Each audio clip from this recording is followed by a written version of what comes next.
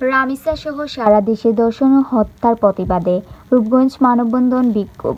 রূপগঞ্জ প্রতিনিধি শরীফ চৌধুরী জানান, রামিসা সহ সারা দেশে শিশু ধর্ষণ ও হত্যার ঘটনার প্রতিবাদে জড়িতদের দ্রুত গ্রেফতার ও দৃষ্টান্তমূলক শাস্তির দাবিতে নারায়ণগঞ্জের রূপগঞ্জে মানববন্ধন ও বিক্ষোভ অনুষ্ঠিত হয়।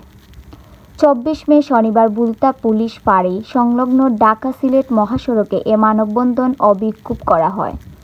বাংলাদেশ মানবাধিকার কমিশন ঢাকা বিভাগীয় দক্ষিণ আঞ্চলিক শাখার আয়োজিত এ কর্মসূচিতে সভাপতিত্ব করেন বাংলাদেশ মানবাধিকার কমিশন ঢাকা বিভাগীয় দক্ষিণ আঞ্চলিক শাখার সাধারণ সম্পাদক ডালি মোহাম্মদ সুমন মাস্টার।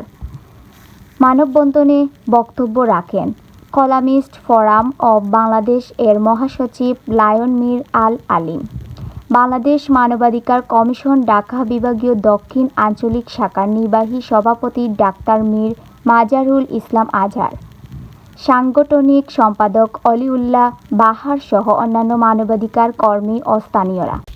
বক্তারা আরও বলেন, ধর্ষণ ও শিশু হত্যা মানবতার বিরুদ্ধে জঘন্য অপরাধ।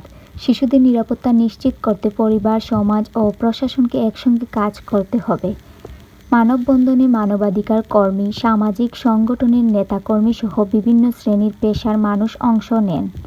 এ সময় তারা শিশু নির্যাতন, ধর্ষণ ও হত্যার বিরুদ্ধে বিভিন্ন স্লোগান দেন এবং অপরাধীদের দ্রুত বিচারের দাবি জানান।